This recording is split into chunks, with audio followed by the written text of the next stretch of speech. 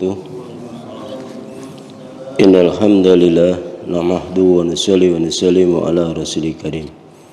Jamaah salat subuh yang dimuliakan setelah lagi dan lagi kita syukur kepada Allah Subhanahu wa taala karena dengan taufik dan hidayahnya hari ini saat ini Allah Subhanahu wa taala masih memudahkan kita untuk melaksanakan perintahnya, yaitu salat subuh dengan berjamaah. Salat adalah perintah Allah SWT, berjamaah adalah sunnah baginda Nabi sallallahu alaihi wasallam. Dalam satu mafhum hadis, barang siapa salat isya dengan berjamaah, keutamaannya sama dengan salat malam separuh malam, dan dilanjutkan salat subuh dengan berjamaah, keutamaannya sama dengan salat semalam suntuk. Karena itu dengan ini bersyukur kepada Allah SWT, semoga sisa-sisa umur kita ini hari demi hari semakin takwa kepada Allah dari sisi kualitas dan kuantitas. Kita dengarkan hadis tentang keutamaan daripada bulan Ramadan, karena sebentar lagi semoga Allah SWT sampaikan ke kita di salah satu bulan yang agung, sehingga nanti dalam bulan ini semakin maksimal tingkatkan dan minimal lebih baik daripada bulan-bulan Ramadan yang telah kita lalui. Bismillahirrahmanirrahim. Dari Sayyidina Uqbah bin Samit radhiyallahu anhu, baginda Rasulullah sallallahu alaihi wasallam bersabda, pada suatu hari menjelang bulan Ramadan, telah datang kepadamu bulan Ramadan, bulan keberkahan, menurunkan rahmat khusus, menghapuskan dosa-dosa, dan mengabulkan doa-doa. Allah SWT memandang berlomba-lomba pada bulan itu dan membanggakanmu kepada para malaikat. Maka tunjukkanlah kebaikan kepada Allah SWT. Sesungguhnya orang yang benar-benar celaka adalah orang yang pada bulan itu tidak mendapatkan rahmat Allah Azza wa Jalla. Kita ulang. Dari Sayyidina Uqbah bin Samit radhiyallahu anhu, baginda Rasulullah sallallahu alaihi wasallam bersabda, pada suatu hari menjelang bulan Ramadan, sabda beliau, telah datang kepadamu bulan Ramadan, bulan keberkahan. Pada bulan itu Allah SWT akan memperhatikanmu dengan menurunkan rahmat khusus, menghapuskan dosa-dosa, dan mengabulkan doa-doa. Allah SWT memandang berlomba-lombamu pada bulan itu dan membanggakanmu kepada para malaikatnya. Maka tunjukkanlah kebaikanmu kepada Allah SWT.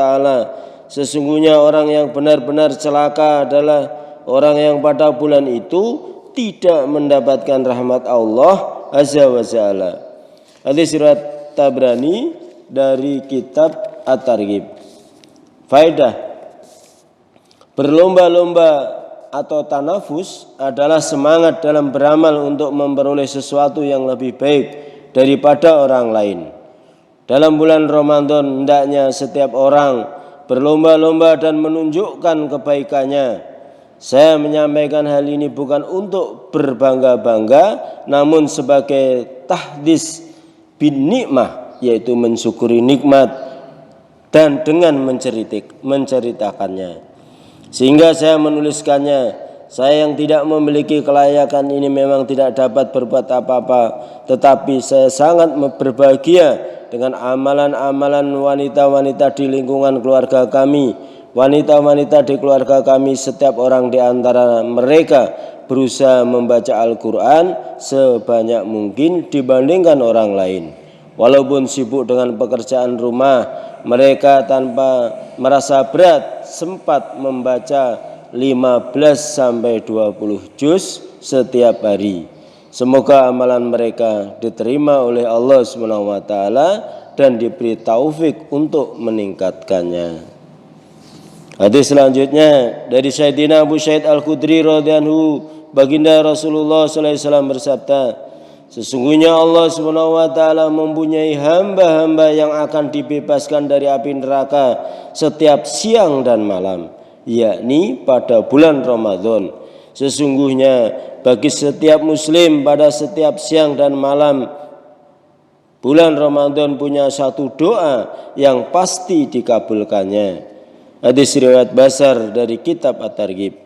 Faedah, selain hadis di atas terdapat hadis-hadis lain yang menyatakan bahwa doa orang yang berpuasa akan diterima.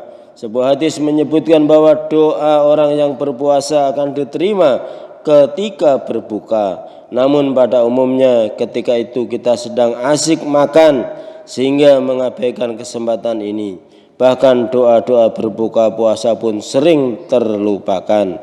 Salah satu doa berpuasa yang terkenal ialah Allahumma laka sumtu wa bika amantu wa alaika tafakkaltu wa ala rizkika aftartu. Ya Allah, hanya untukmu aku berpuasa, hanya kepadamu aku beriman, dan hanya kepadamu lah aku bertawakal, dan hanya dengan rezeki darimu aku berpuasa. Sayyidina Abdullah bin Amr radhiyallahu ketika berpuasa berdoa demikian.